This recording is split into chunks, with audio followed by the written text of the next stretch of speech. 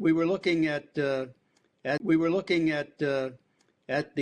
files posted by WikiLeaks, because the allegation from the beginning is that Russia hacked the DNC and gave the emails to WikiLeaks to publish, which they did. They published. So we looked at those emails to see if there was something there that might give us some idea of how WikiLeaks got that data.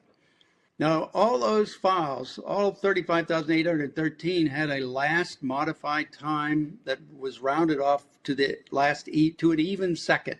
So they all ended up in even seconds. Now, if you know anything about data processing and data storage and things of that nature, there is a program that was quite common in the past using what's called FAT, file allocation table formatting, which is a process that when doing a batch process of data and transferring it to a storage device like a thumb drive or a CD-ROM, it rounds off the last modified time to the nearest even second.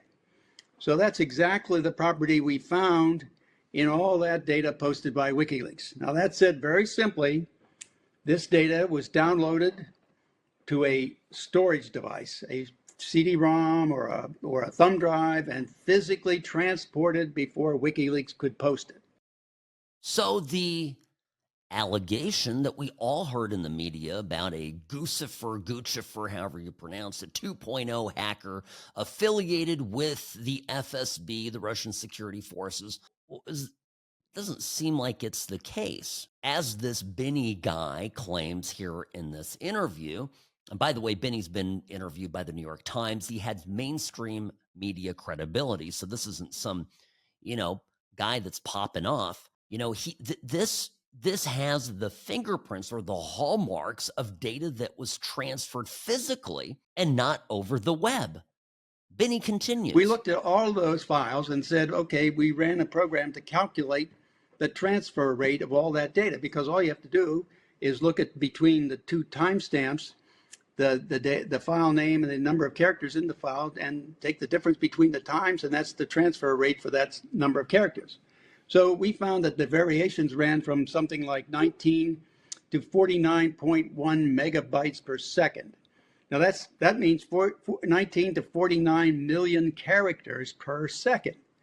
And that we said the international web and the World Wide Web would not support that rate of transfer. Not for anybody who's just a hacker coming in across the net trying to do it. It won't support that kind of. Listen to this. I just paused it for a second. The point is, this file was so huge. Remember, I said that there were so many emails plus attachments. The amount of data here, the sheer amount of data, could not have gone out over the web and maintained precisely the timestamp that these files contained. It would have taken a long time. Transfer. And some people thought we couldn't, that was wrong, that it could be done. And so we said, okay, we're going to try it. So we organized some hackers in Europe to try to transfer a data set from the US over to Europe just to see how fast we could get it there. And we tried it from Albania and Serbia, a couple places in the Netherlands and London, data center. Well, we got various rates, but the highest rate we got was between the data center in New Jersey and one in London, and that was 49.1 megabytes per second, or 12 megabytes per second, which is 1/4 the rate, little less than 1/4 the rate necessary to do the transfer at the highest rate that we saw in the Guccifer 2 data, which meant it didn't go across the net.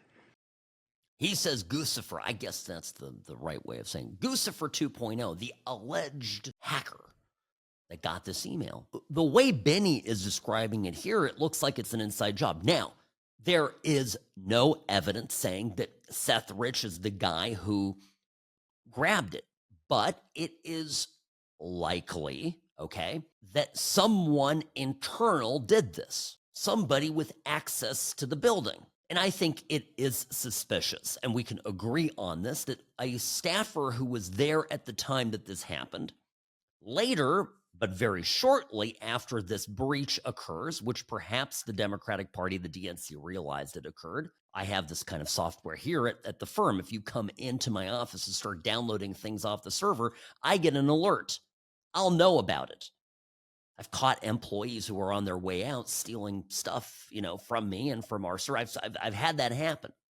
So they would have gotten a notification of it. They would have been onto him before the police. Now, the DNC did something, and this is important too, presumably, because we still haven't heard anything about this, presumably they didn't go to the police with this breach. They handled it somehow internally.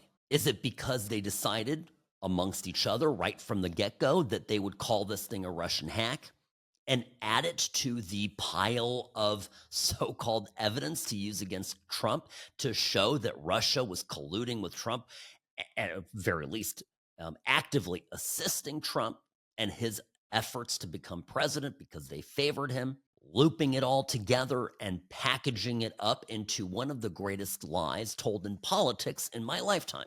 And another important point, every person who made a public pronouncement about this was lying. Most, if not everything that came out of Hillary Clinton's mouth was a complete and total fabrication. And this is why now we have to re-examine everything. Can't assume that these people did one thing right.